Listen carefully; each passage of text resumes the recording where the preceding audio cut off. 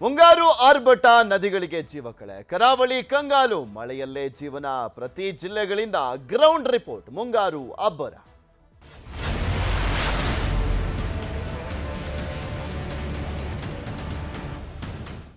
ಕರಾವಳಿ ಭಾಗದಲ್ಲಿ ಮುಂಗಾರು ಅಬ್ಬರಿಸ್ತಾ ಇದೆ. ಮಳೆ ಧಾರಾಕಾರವಾಗಿ ಸುರಿತಾ ಇರುವಂಥದ್ದು. ಕಳೆದ 3 ದಿನಗಳ ಹಿಂದಷ್ಟೇ ರೆಡ್ ಅಲರ್ಟ್ ಘೋಷಣೆ ಮಾಡಲಾಗಿತ್ತು. ಸತತ 3 ರಿಂದ 4 ದಿನಗಳ ಕಾಲ ರೆಡ್ ಅಲರ್ಟ್ ಇತ್ತು. ಈಗ ಆರೆಂಜ್ ಅಲರ್ಟ್ ಇದೆ ಕರಾವಳಿ ಭಾಗದಲ್ಲಿ. ಉತ್ತರ ಕನ್ನಡ, ದಕ್ಷಿಣ ಕನ್ನಡ, ಉಡುಪಿ ಧಾರಾಕಾರವಾಗಿ ನಿರಂತರವಾಗಿ ಮಳೆ ಸುರಿತಾ ಇದೆ. ಬೈಲಕೆರೆ, ಕಲ್ಸಂಕ, ಮಠದ ಬೆಟ್ಟು ಜಲಾವೃತವಾಗಿರುವಂಥದ್ದು. ಬೈಲಕೆರೆ ಸಮೀಪ ಮನೆಗಳಿಗೆ ನೀರು ನುಗ್ಗಿದೆ.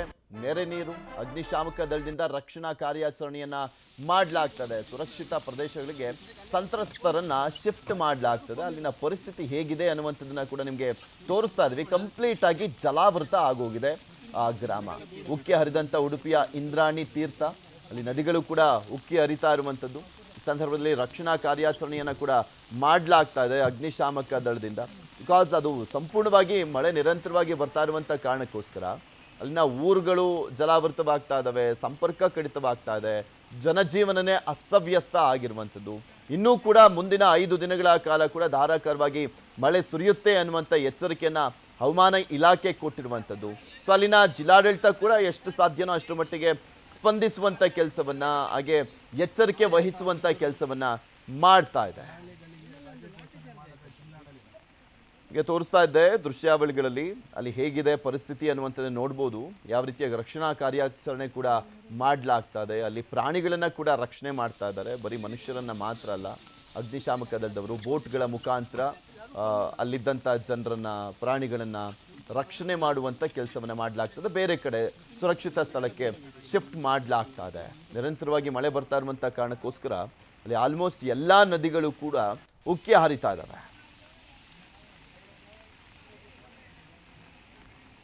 ಇದೆಲ್ಲದ್ರ ಬಗ್ಗೆನೂ ಕೂಡ ಮತ್ತಷ್ಟು ಮಾಹಿತಿಯನ್ನು ಕೊಡ್ತಾ ಹೋಗ್ತಾರೆ ನಮ್ಮ ಪ್ರತಿನಿಧಿ ಕಿಶನ್. ನಮ್ಮ ಜೊತೆ ನೇರ ಸಂಪರ್ಕದಲ್ಲಿ ಜಾಯಿನ್ ಆಗ್ತಾರೆ. ಕಿಶನ್, ಉತ್ತರ ಕನ್ನಡ, ದಕ್ಷಿಣ ಕನ್ನಡ, ಉಡುಪಿ ಅಂದರೆ ಕರಾವಳಿ ಭಾಗದ 3 ಜಿಲ್ಲೆಗಳಲ್ಲೂ ಕೂಡ ನಿರಂತರವಾಗಿ ಮಳೆ ಸುರಿತಾ ಇರುವಂಥದ್ದು. ಸ್ಪೆಷಲಿ ನೋಡ್ತಾ ಇದ್ವಿ ಉಡುಪಿ ಹಾಗೆ ದಕ್ಷಿಣ ಕನ್ನಡ ಭಾಗದಲ್ಲಿ ಸಾಕಷ್ಟು ಗ್ರಾಮಗಳು ಜಲಾವೃತವಾಗಿರುವಂಥದ್ದು. ಹೇಗಿದೆ ಪರಿಸ್ಥಿತಿ? ಯಾವ ರೀತಿಯಾಗಿ ರಕ್ಷಣಾ ಕಾರ್ಯಾಚರಣೆ ಮಾಡಲಾಗ್ತದೆ? ಸುರಕ್ಷಿತ ಸ್ಥಳಗಳಿಗೆ ಶಿಫ್ಟ್ ಮಾಡಲಾಗ್ತದೆ ಜನರನ್ನ ಅಂತ?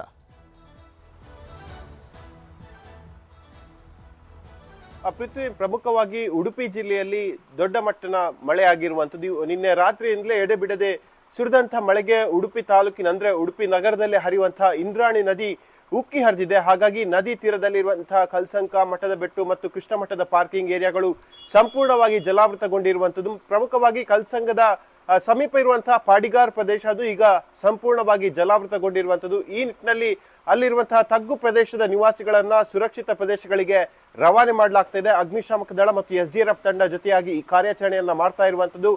ಒಮ್ಮಿಂದೊಮ್ಮೆಲೆ ಪ್ರವಾಹದ ಪರಿಸ್ಥಿತಿ ಉಂಟಾದ ಕಾರಣಕ್ಕಾಗಿ ಅಲ್ಲಿನ ಸ್ಥಳೀಯ PG ಆಗಿರ್ಬೋದು, ತಗ್ಗು ಪ್ರದೇಶದ ಮನೆಗಳಿಗೆ ನೀರು ನುಗ್ಗಿರುವಂತಹ ಘಟನೆಗಳು ಕೂಡ ಆಗಿದೆ. ಈಗಾಗಲೇ 10 ಮನೆಯ ಜನರನ್ನ ಸ್ಥಳಾಂತರ ಮಾಡಲಾಗಿದೆ. ನಿನ್ನೆ ರಾತ್ರಿಯಿಂದಲೇ ಎಡೆಬಿಡದೆ ಮಳೆ ಸುರಿಯುತ್ತಿದ್ದ ಕಾರಣಕ್ಕಾಗಿ ಇಂದ್ರಾಣಿ ನದಿ ಉಕ್ಕಿ ಹರಿದು ಈ ರೀತಿಯಾದಂತಹ ಅವಘಡ ಆಗಿದೆ. ಮತ್ತು ಅಸಮರ್ಪಕವಾದ ಚರಂಡಿ ವ್ಯವಸ್ಥೆಯಿಂದ ನೀರು ಸರಾಗವಾಗಿ ಹರಿದು ಹೋಗೋಕೆ ಯಾವುದೇ ರೀತಿಯಾಗಿ ವ್ಯವಸ್ಥೆಗಳಿಲ್ಲ. ಹಾಗಾಗಿ ಇಂತಹ ಅವಘಡ ಆಗಿದೆ ಅನ್ನೋದು ಕೂಡ ಸ್ಥಳೀಯರು ಹೇಳ್ತಾ ಇರುವಂತದ್ದು. ಸದ್ಯ ಮಳೆ ಸ್ವಲ್ಪ ಮಟ್ಟಿಗೆ ಕಡಿಮೆ ಆದ್ರೂ ಕೂಡ ಮತ್ತೆ ದಟ್ಟವಾದ ಮೋಡ ಇಡೀ ಉಡುಪಿ ನಗರವನ್ನು ಆವರಿಸಿರುವಂತದ್ದು. ಮುಂದಿನ ಗಂಟೆಗಳಲ್ಲಿ ಮತ್ತೆ ಬಿರುಸಾದ ಮಳೆ ಸುರಿಯುವಂತಹ ಸಾಧ್ಯತೆಗಳು ಕೂಡ ಇದೆ. ಈ ಹಿನ್ನೆಲೆಯಲ್ಲಿ ಮತ್ತಷ್ಟು ತಗ್ಗು ಪ್ರದೇಶದ ನಿವಾಸಿಗಳನ್ನ ಸುರಕ್ಷಿತವಾದ ಪ್ರದೇಶಗಳಿಗೆ ರವಾನೆ ಮಾಡಲಾಗ್ತಾ ಇದೆ.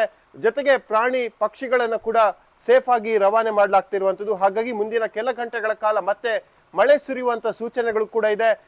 ಕಳೆದ ವಾರಗಳಲ್ಲಿ ಕೆಲವು ದಿನಗಳ ಕಾಲ ಮಳೆಯ ನಿಮಿತ್ತವಾಗಿ ಶಾಲಾ ಕಾಲೇಜುಗಳಿಗೆ ರಜೆಯನ್ನು ಕೊಡಲಾಗಿತ್ತು. ಆದ್ರೆ ಇವತ್ತು ಮಳೆ ಇಲ್ಲ ಅನ್ನೋ ಕಾರಣಕ್ಕಾಗಿ ರಜೆ ವಾಪಸ್ ಪಡೆಯಲಾಗಿತ್ತು. ಮಕ್ಕಳು ಎಂದಿನಂತೆ ಶಾಲೆಗಳಿಗೆ ಹೋಗಿದ್ದಾರೆ. ಆದ್ರೆ ಪ್ರವಾಹದ ನೀರಿನಲ್ಲಿ ಮಕ್ಕಳು ಶಾಲೆಗಳಿಗೆ ಹೋಗುವಂತ ಪರಿಸ್ಥಿತಿ ಕೂಡ ಉಡುಪಿ ನಗರದಲ್ಲಿ ಕಂಡು ಬಂದಿತ್ತು.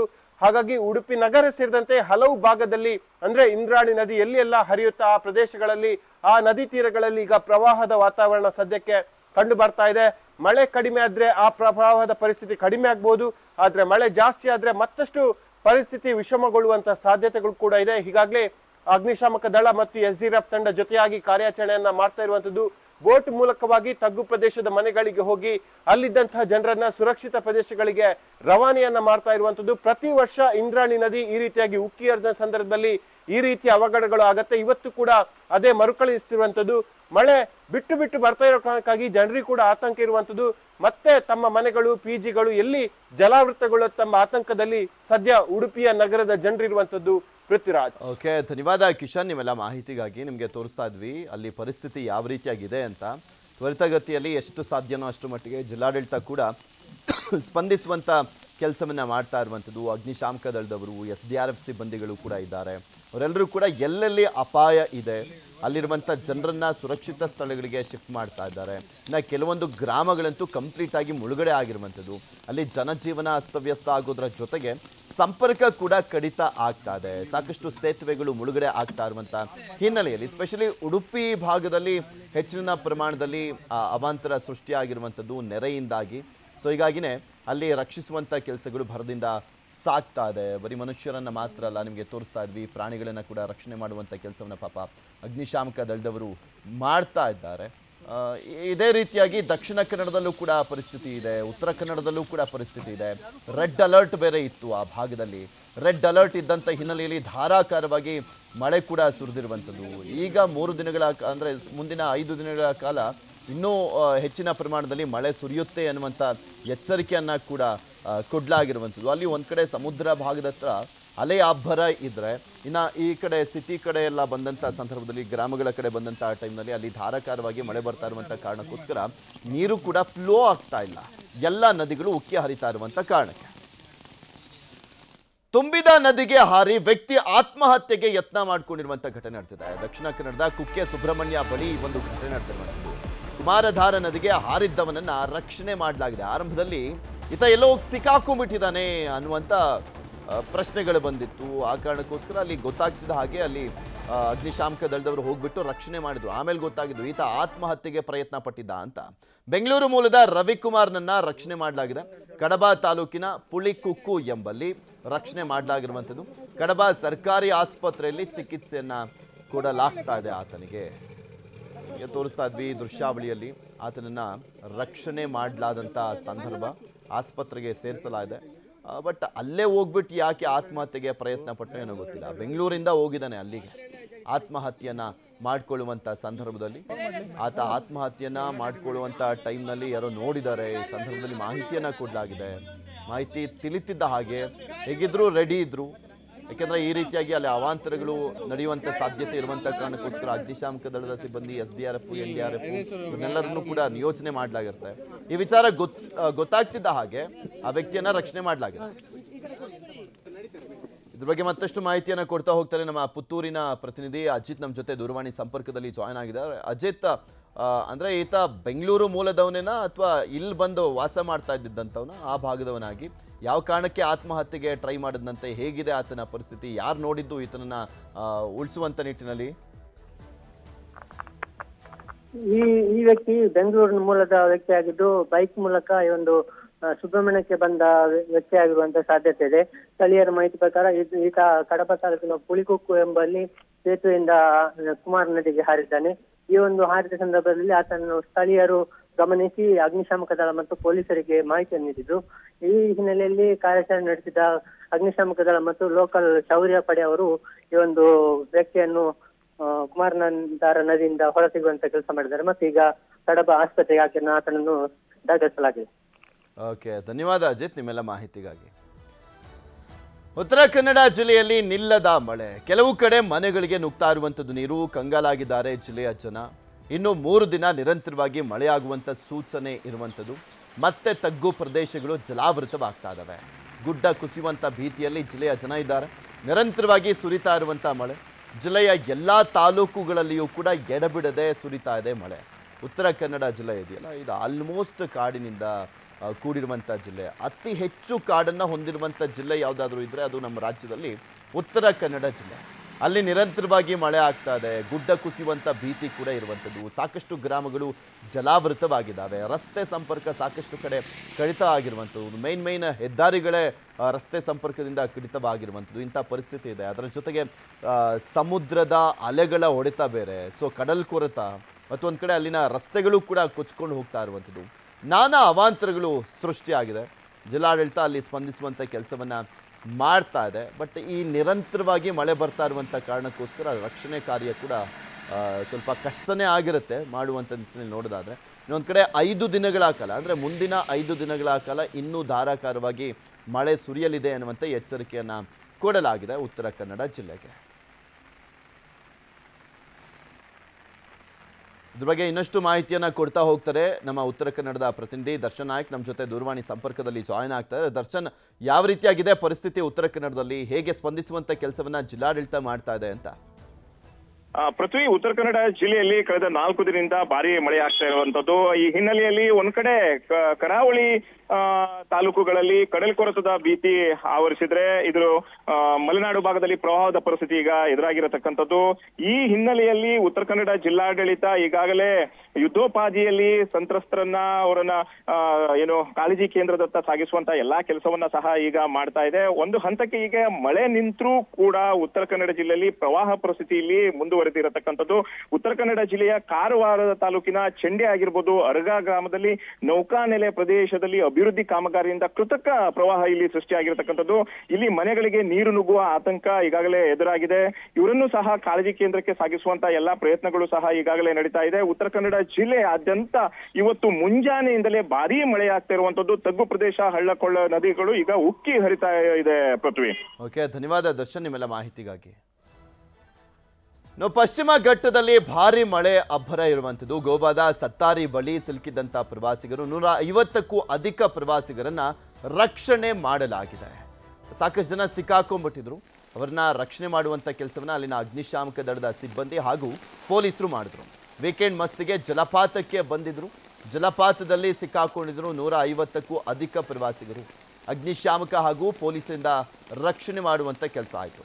ಹಗ್ಗದ ಸಹಾಯದಿಂದ ಎಲ್ಲ ಪ್ರವಾಸಿಗರನ್ನ ಸುರಕ್ಷಿತವಾಗಿ ಹೊರತಂದಿದ್ದಾರೆ ಅಧಿಕಾರಿಗಳು. ದೃಶ್ಯಾವಳಿಯನ್ನು ಕೂಡ ನಿಮಗೆ ತೋರಿಸ್ತಾ ಇದ್ದೀವಿ. ವೀಕೆಂಡ್ ಬೇರೆ ಇದ್ದಿದ್ದಂಥ ಕಾರಣಕ್ಕೋಸ್ಕರ ಅಲ್ಲಿನ ಫಾಲ್ಸ್ ಅನ್ನ ನೋಡ್ಲಿಕ್ಕೆ ಹೋಗಿದ್ರು. ಈ ಟೈಮ್ನಲ್ಲಿ ಧಾರಾಕಾರವಾಗಿ ಮಳೆ ಬಂದಿದೆ, ಎಲ್ಲ ಕಡೆನೂ ಕೂಡ ನೀರು ಹರಿತಾ ಇತ್ತು. ಸೊ ಈ ಸಂದರ್ಭದಲ್ಲಿ ಸಿಕ್ಕಾಕೊಂಡ್ಬಿಟ್ಟಿದ್ರು. ಸೊ ಅವರನ್ನ ರಕ್ಷಣೆ ಮಾಡುವಂಥ ಕೆಲಸ ಆಗಿದೆ. ಗೋವಾದ ಅಗ್ನಿಶಾಮಕ ದಳದ ಸಿಬ್ಬಂದಿ ಮತ್ತು ಪೊಲೀಸರು ರಕ್ಷಣೆ ಮಾಡಿದ್ದಾರೆ.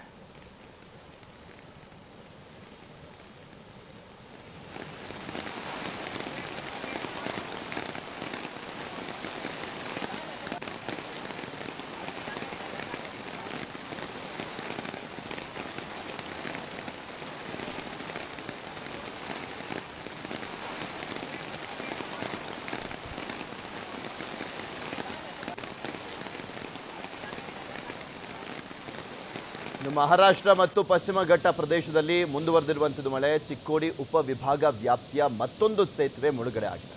ಕೃಷ್ಣಾ ನದಿಗೆ ಅಡ್ಡಲಾಗಿರುವಂಥ ಮಾಂಜರಿ, ಭಾವನಾ, ಸೌಂದತ್ತಿ ಸೇತುವೆ ಪರ್ಯಾಯ ಮಾರ್ಗಗಳ ಮೂಲಕ ಜನರು ಸಂಚಾರವನ್ನು ಮಾಡ್ತಾ ಇದ್ದಾರೆ. ನೀರಲ್ಲಿ ವಾಹನ ಸಂಚಾರ ಮಾಡ್ತಾ ಇದ್ರು ತಲೆ ಕೆಡಿಸಿಕೊಳ್ಳದ ಜಿಲ್ಲಾಡಳಿತ. ಧಾರಾಕಾರವಾಗಿ ಮಳೆ ಸುರಿದಿರುವಂಥ ಹಿನ್ನೆಲೆಯಲ್ಲಿ ಎಲ್ಲ ನದಿಗಳು ಕೂಡ ಉಕ್ಕಿ ಹರಿತಾ ಇರುವಂಥದ್ದು. ಅದರ ಜೊತೆಗೆ ಆ ಸೇತುವೆ ಮೇಲೂ ಕೂಡ ನೀರು ಹೋಗ್ತಾ ಇದೆ. ಬೇರೆ ಆಪ್ಷನ್ ಇಲ್ಲ ಅಲ್ಲಿನ ಜನಕ್ಕೆ, ಆ ರೋಡಲ್ಲೇ ಓಡಾಡಬೇಕು. ಸೊ ಹೀಗಾಗಿ ಆ ರೋಡಲ್ಲೇ ಓಡಾಡ್ತಾ ಇದ್ದಾರೆ. ಎಚ್ಚರಿಕೆ ಕೊಡುವಂಥವರು ಕೂಡ ಅಲ್ಲಿಲ್ಲ. ನಿರಂತರ ಮಳೆಯಿಂದ ಕೆಸರು ಗದ್ದೆ ಆದಂಥ ಸರ್ಕಾರಿ ಶಾಲಾ ಆವರಣ. ದಾವಣಗೆರೆ ಜಿಲ್ಲೆಯ ಹರಿಹರ ಪಟ್ಟಣದ ನೀಲಕಂಠ ನಗರದಲ್ಲಿ ಈ ಘಟನೆ ನಡೆದಿದೆ. 1ರಿಂದ 7ನೇ ತರಗತಿ ಶಾಲೆಗೆ ಹೋಗುವಂಥ ಮಕ್ಕಳು ಪರದಾಟವನ್ನು ಮಾಡಿದ್ರು. ಶಾಲಾ ಆವರಣದಲ್ಲಿ ಮಳೆ ನೀರು ಹೊರ ಹೋಗದೆ ನಿಂತಿರುವಂಥದ್ದು. ನೀರಲ್ಲಿ ಶಾಲೆ ಒಳಗೆ ಹೋಗಲಿಕ್ಕೆ ಮಕ್ಕಳು ಪರದಾಟವನ್ನು ಮಾಡಿದ್ದಾರೆ. ಮಳೆ ಬಂದರೆ ಸಾಕು ಮಕ್ಕಳು ಶಾಲೆಗೆ ಬರೋಕ್ಕೂ ಕೂಡ ಹಿಂದೇಟನ್ನು ಹಾಕುವಂಥ ಪರಿಸ್ಥಿತಿ ಇದೆ. ಕಳೆದ 2 ದಿನಗಳಿಂದ ಸುರಿತಾ ಇರುವಂಥ ಮಳೆಯಿಂದ ಕೆಸರು ಗದ್ದೆ ಆಗಿರುವಂಥದ್ದು ಶಾಲಾ ಆವರಣ. ಅಧಿಕಾರಿಗಳಿಗೆ ಹಲವು ಬಾರಿ ತಿಳಿಸಿದ್ರು ಕೂಡ ಡೋಂಟ್ ಕೇರ್ ಅಂತ ಇದ್ದಾರೆ. ಬಿಕಾಸ್ ಅಧಿಕಾರಿಗಳ ಮಕ್ಕಳೆಲ್ಲ ಕೂಡ ದೊಡ್ಡ ದೊಡ್ಡ ಶಾಲೆಗಳಲ್ಲಿ ಓದ್ತಾ ಇರ್ತಾರೆ. ಅವ್ರಿಗೆ ಏನಾಗಬೇಕಾಗಿದೆ? ಈ ಬಡ ಮಕ್ಕಳು ಬಂದ್ರೆಷ್ಟು ಬಿಟ್ರೆಷ್ಟು, ಶಾಲೆ ಓಪನ್ ಮಾಡಿದ್ರೇನು, ಅವ್ರು ಹೆಂಗೆ ಬಂದ್ರೇನು, ಏನೂ ಆಗಬೇಕಾಗಿಲ್ಲ. ಮೊದಲೇ ಡೆಂಗ್ಯೂ ಬೇರೆ ಅಂಥದ್ರಲ್ಲಿ ಪಾಪ ಕೆಸರು ನೀರಲ್ಲಿ ಓಡಾಡಿದ್ರೆ ಏನೇನು ಕಾಯಿಲೆ ಬರುತ್ತೋ ಏನು. ಹೋಗಿ ನೋಡಬೇಕಪ್ಪ ಅಧಿಕಾರಿಗಳು. ಅದಕ್ಕೆ ಉಗ್ದಿರೋದು ಸಿದ್ದರಾಮಯ್ಯನವರು. ಸುಮ್ಮನೆ ನೀವೇನು ರಾಜರು ಅಂತ ಅಂದ್ಕೊಂಬೇಡಿ, ಅಧಿಕಾರಿಗಳು ಅಂತ ಬೈದಿದ್ದಾರೆ. ಅರ್ಥ ಮಾಡ್ಕೊಬೇಕು ಈ ಅಧಿಕಾರಿಗಳು. ಈಗ ಸ್ಪಂದಿಸ್ತಾರೆ, ಇನ್ಯಾವಾಗ ಸ್ಪಂದಿಸ್ತಾರೆ? ಮಲೆನಾಡು ಭಾಗದಲ್ಲಿ ಬಿಟ್ಟು ಬಿಡದೆ ಮಳೆ ಸುರಿತಾ ಇದೆ. ಶಿವಮೊಗ್ಗದ ಜೋಗ ಜಲಪಾತ ಹಾಲ್ನೊರೆಯಂತೆ ಧುಮ್ಮುಕ್ತಾ ಇದ್ದು ಪ್ರವಾಸಿಗರನ್ನ ಕೈ ಬೀಸಿ ಕರೀತಾ ಇದೆ. ಜೀವ ಕಳೆ ಬಂದಿದೆ ಜೋಗ್ ಫಾಲ್ಸ್ಗೆ. ರಾಜ ರಾಣಿ ರೋರರ್ ರಾಕೆಟ್ ಮೈದುಂಬಿ ಹರಿತಾ ಇದ್ದು ನೋಡಲು ರೋಮಾಂಚನವಾಗುತ್ತೆ. ಜಿಟಿ ಜಿಟಿ ಮಳೆ, ಜಲಪಾತದ ಮಂಜಿನ ನಡುವೆ ಜೋಗ ವೈಭವ ಕಾಣಲಿಕ್ಕೆ ಸಾವಿರಾರು ಪ್ರವಾಸಿಗರು ಆಗಮಿಸ್ತಾರೆ. ಆಕ್ಚುಲಿ ಅಲ್ಲಿ ನೀರು ಬರಲ್ಲ ಅಂತ ಇದ್ದಂಥ ಸಂದರ್ಭದಲ್ಲೇ ಹೇಗಾದರೂ ಮಾಡಿ ಹೋಗಿ ನೋಡಬೇಕಪ್ಪ ಒಮ್ಮೆ ಅಂತನಾದರೂ ನೀರು ಬರ್ದಿರುವಂಥ ಸಂದರ್ಭದಲ್ಲೇ ಸಾಕಷ್ಟು ಜನ ಹೋಗ್ತಾರೆ. ಅಂಥದ್ರಲ್ಲಿ ಈಗ ಜೀವಕಳೆ ಬಂದಿದೆ. ಈ ಸಂದರ್ಭದಲ್ಲಿ ಅದನ್ನು ನೋಡೋದೇ ಒಂದು ಆನಂದ, ಅದ್ಭುತ. ಸೊ ಹೀಗಾಗಿ ಇನ್ನಷ್ಟು ಜನ ಅಂದರೆ ಸಾವಿರಾರು ಸಂಖ್ಯೆಯಲ್ಲಿ ಪ್ರತಿನಿತ್ಯ ಈಗ ಹೋಗ್ತಾ ಇದ್ದಾರೆ ಜೋಗ್ ಫಾಲ್ಸನ್ನು ನೋಡಲಿಕ್ಕೋಸ್ಕರ.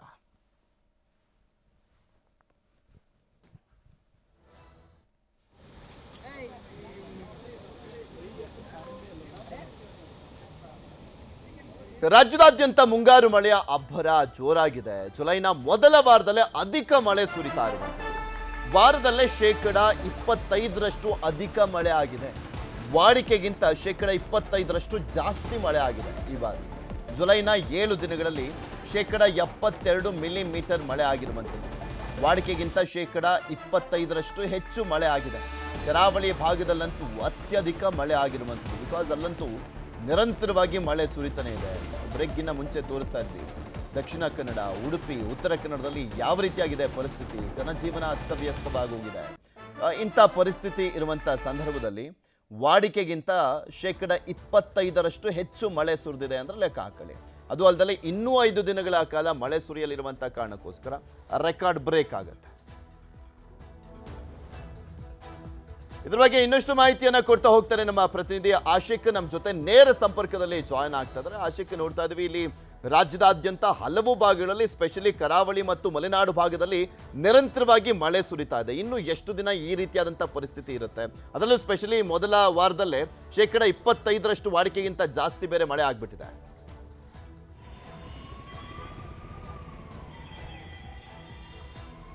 ಹೌದು ಪೃಥ್ವಿ, ಇನ್ನೂ 5 ದಿನಗಳ ಕಾಲ ಇದೇ ರೀತಿಯಾಗಿ ಮಳೆ ಬೀಳುತ್ತೆ ಅನ್ನುವಂಥ ಒಂದು ಮಾಹಿತಿಯನ್ನ ರಾಜ್ಯ ಹವಾಮಾನ ಇಲಾಖೆಯ ತಜ್ಞರು ಕೊಡ್ತಾ ಇರುವಂತದ್ದು. ಅಂದ್ರೆ ಮುಖ್ಯವಾಗಿ ಕರಾವಳಿ ಮತ್ತು ಮಲೆನಾಡು ಭಾಗದಲ್ಲಿ ಅತಿ ಹೆಚ್ಚು ಮಳೆಯಾಗುವಂತ ಸಾಧ್ಯತೆಗಳಿದೆ. ಹೀಗಾಗಿ ಮುಂದಿನ 5 ದಿನಗಳ ಕಾಲವೂ ಕೂಡ ಈ ಭಾಗದಲ್ಲಿ ಆರೆಂಜ್ ಅಲರ್ಟ್ ಅನ್ನ ಘೋಷಣೆ ಮಾಡಿರುವಂತದ್ದು. ಈ ದಕ್ಷಿಣ ಕನ್ನಡ ಜಿಲ್ಲೆ, ಉಡುಪಿ ಜಿಲ್ಲೆ ಮತ್ತು ಉತ್ತರ ಕನ್ನಡ ಜಿಲ್ಲೆ, ಈ 3 ಜಿಲ್ಲೆಗಳಿಗೂ ಕೂಡ ಆರೆಂಜ್ ಅಲರ್ಟ್ ಅನ್ನ ಕೊಟ್ಟಿದ್ದಾರೆ. ಇನ್ನು ಮಲೆನಾಡು ಅಂದ್ರೆ ದಕ್ಷಿಣ ಒಳನಾಡು ಪ್ರದೇಶದ ಕೊಡಗು, ಚಿಕ್ಕಮಗಳೂರು, ಶಿವಮೊಗ್ಗ ಈ 3 ಜಿಲ್ಲೆಗಳಿಗೂ ಕೂಡ ಆರೆಂಜ್ ಅಲರ್ಟ್ ಅನ್ನ ಘೋಷಣೆ ಮಾಡಿರುವಂತದ್ದು.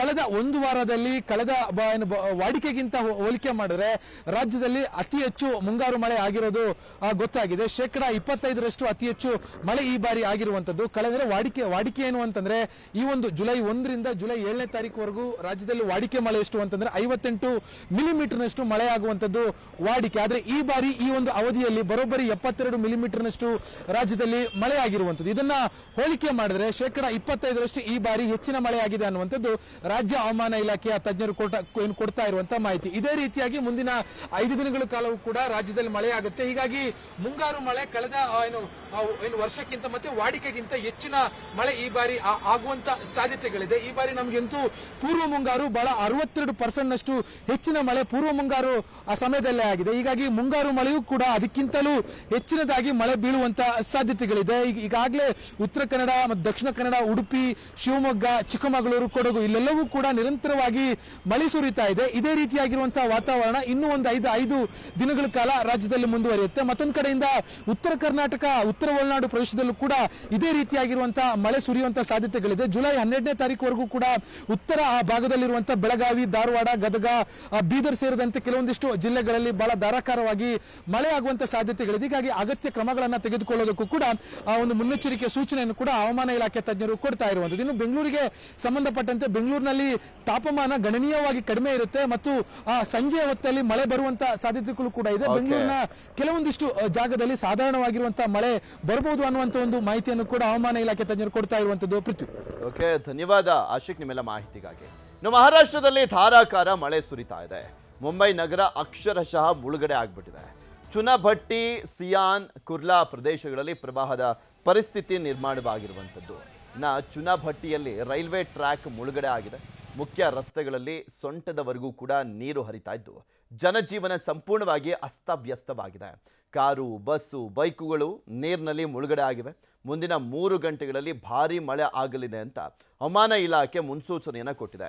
ಎಚ್ಚರಿಕೆಯಿಂದ ಇರುವಂತೆ ಜನರಿಗೆ ಎಚ್ಚರಿಕೆಯನ್ನು ಕೊಡಲಾಗಿರುವಂಥದ್ದು. ಅಲ್ಲಿ ಪರಿಸ್ಥಿತಿ ಹೇಗಿದೆ ಅನ್ನುವಂಥದ್ದನ್ನು ಕೂಡ ನೀವು ಗಮನಿಸ್ಬೋದು. ಮಹಾಮಳೆಗೆ ಮುಂಬೈ ನಗರಿ ಕಂಪ್ಲೀಟ್ ಆಗಿ ತತ್ತರಿಸಿ ಹೋಗಿದೆ.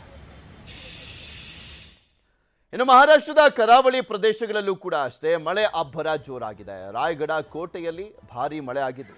ಜಲಪಾತ ಸೃಷ್ಟಿಯಾಗಿದೆ. ಬೆಟ್ಟದ ಮೇಲಿಂದ ಮಳೆ ನೀರು ಹರಿದು ಬರ್ತಾ ಇರುವಂಥ ದೃಶ್ಯ ಭಯಾನಕವಾಗಿದೆ. ಮೆಟ್ಟಿಲುಗಳ ಮೇಲೆ ರಭಸವಾಗಿ ಹರಿದು ಬರ್ತಾ ಇರುವಂಥ ನೀರಿನಲ್ಲಿ ಸಿಲುಕಿ ನೂರಾರು ಪ್ರವಾಸಿಗರು ರಕ್ಷಣೆಗಾಗಿ ಕೂಗಾಡ್ತಿದ್ದಾರೆ.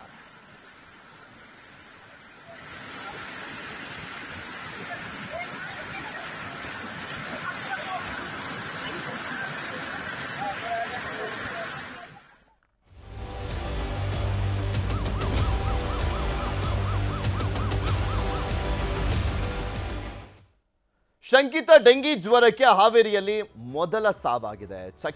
ಚಿಕಿತ್ಸೆ ಫಲಿಸದೆ 14 ವರ್ಷದ ಬಾಲಕ ಸಾವನ್ನಪ್ಪಿರುವಂಥದ್ದು ಮೊದಲ ಸಾವು. ಇದು ಹಾವೇರಿಯಲ್ಲಿ ಡೆಂಗಿಗೆ ಸಾವಾಗಿರುವಂಥದ್ದು. ರಾಣೆಬೆನ್ನೂರಿನ ಚಳಗೇರಿ ಗ್ರಾಮದ ಬಾಲಕ ಈತ ಧನು ಅಡಿಬೆಪ್ಪ 14 ವರ್ಷದ ಬಾಲಕ ಸಾವನ್ನಪ್ಪಿರುವಂಥದ್ದು.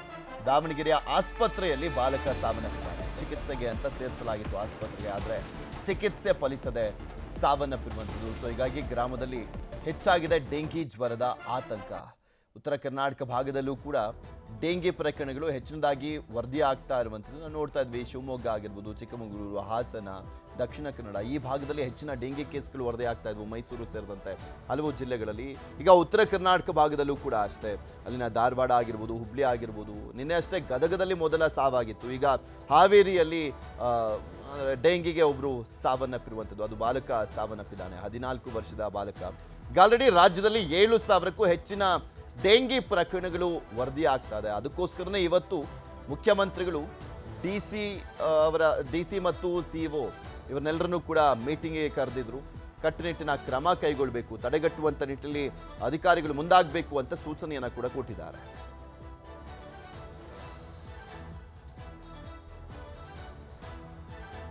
ರಾಜ್ಯದಲ್ಲಿ ಸಾಂಕ್ರಾಮಿಕ ರೋಗಗಳು ತಾಂಡವಾಡ್ತಾ ಇರುವಂಥದ್ದು ಡೆಂಗಿ, ಝಿಕಾ ಜೊತೆ ಈಗ ಇಲಿ ಜ್ವರದ ಟೆನ್ಷನ್ ಕೂಡ ಇದೆ. ರಾಜ್ಯದಲ್ಲಿ ಶರವೇಗದಲ್ಲಿ ಹೆಚ್ಚಾಗ್ತಾ ಇದೆ ಡೆಂಗಿ. ಈವರೆಗೂ ರಾಜ್ಯದಲ್ಲಿ 7,165 ಡೆಂಗಿ ಪ್ರಕರಣಗಳು ವರದಿಯಾಗಿದೆ. ರಾಜ್ಯದಲ್ಲಿ ಈವರೆಗೂ ಡೆಂಗಿ ಜ್ವರಕ್ಕೆ 6 ಜನ ಬಲಿಯಾಗಿದ್ದಾರೆ. ಇನ್ನು ಸಾಕಷ್ಟು ಜನ ಸಾವನ್ನಪ್ಪಿದ್ದಾರೆ. ಅದು ಡೆಂಗಿಯಿಂದನ ಅನ್ನುವಂಥದ್ದು ಇನ್ನಷ್ಟೇ ಗೊತ್ತಾಗಬೇಕಾಗಿದೆ. ಬೆಂಗಳೂರಲ್ಲಿ 1988 ಆಲ್ಮೋಸ್ಟ್ 2,000 ಜನರಲ್ಲಿ ಡೆಂಗಿ ಕಂಡು ಬಂದಿದೆ. ಎಲ್ಲ ಜಿಲ್ಲೆಗಳಲ್ಲೂ ಕೂಡ ಹೆಚ್ಚಾಗ್ತಾ ಇರುವಂಥದ್ದು ಪ್ರಕರಣಗಳು. ಆಸ್ಪತ್ರೆಗಳಲ್ಲಿ ದಿನೇ ದಿನೇ ಸೋಂಕಿತರ ಸಂಖ್ಯೆ ಕೂಡ ಹೆಚ್ಚಳಾಗ್ತಾ ಇದೆ. ಆಸ್ಪತ್ರೆಗಳಲ್ಲಿ ಚಿಕಿತ್ಸೆಗೆ ಸರ್ಕಾರದಿಂದ ಅಲರ್ಟ್ ಆಗಿರುವಂತೆ ಕೂಡ ಸೂಚನೆಯನ್ನು ಕೊಡಲಾಗಿದೆ. ದಿನ ಒಂದು 10 ರಿಂದ 15 ಜನ ಬರ್ತಾ ಇದ್ರು. ಈಗ ಆಲ್ಮೋಸ್ಟ್ ಜಿಲ್ಲಾಸ್ಪತ್ರೆಗಳಿಗಂತೂ 50 ರಿಂದ 100 ಜನ ಬರ್ತಾ ಇದ್ದಾರೆ. ನಿಮಗೆ ತೋರಿಸ್ತಾ ಇದ್ದೀವಿ ಡೆಂಗಿ ಸಾವು ಎಲ್ಲೆಲ್ಲಿ ಆಗಿದೆ ಅನ್ನುವಂಥದ್ದನ್ನು. ಧಾರವಾಡದಲ್ಲಿ 1, ಹಾವೇರಿಯಲ್ಲಿ 1, ಹಾಸನದಲ್ಲಿ 2, ಬೆಂಗಳೂರಲ್ಲಿ 1, ಶಿವಮೊಗ್ಗ ಹಾಗೆ ಧಾರವಾಡ. ಟೋಟಲಿ 6 ಜನ ಸಾವನ್ನಪ್ಪಿರುವಂಥದ್ದು. ಇದು ಅಧಿಕೃತವಾಗಿ ಆರೋಗ್ಯ ಇಲಾಖೆ ಕೊಡ್ತಾ ಇರುವಂಥ ಮಾಹಿತಿ. ಇನ್ನು ಬೆಂಗಳೂರಿನಲ್ಲಿ ಈವರೆಗೂ ಒಟ್ಟು 1998 ಪ್ರಕರಣಗಳು ದಾಖಲಾಗಿದ್ದಾವೆ. ಚಿಕ್ಕಮಗಳೂರಿನಲ್ಲಿ 546, ಮೈಸೂರಿನಲ್ಲಿ 496. ಆಲ್ಮೋಸ್ಟ್ ಎಲ್ಲ ಜಿಲ್ಲೆಗಳಲ್ಲೂ ಕೂಡ ಅಷ್ಟೇ 500ರ ಗಡಿಗೆ ಬಂದು ತಲುಪ್ತಾ ಇರುವಂಥದ್ದು.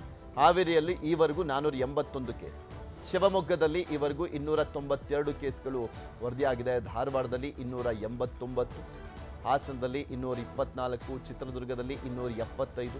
ಈ ರೀತಿಯಾಗಿ ಡೆಂಗಿ ಪ್ರಕರಣಗಳು ಎಲ್ಲ ಜಿಲ್ಲೆಗಳಲ್ಲೂ ಕೂಡ ವರದಿ ಆಗ್ತಾ ಇದೆ. ಹಾಗೆ ಸಾವಿನ ಪ್ರಕರಣಗಳು ಕೂಡ ವರದಿ ಆಗ್ತಾ ಇದೆ.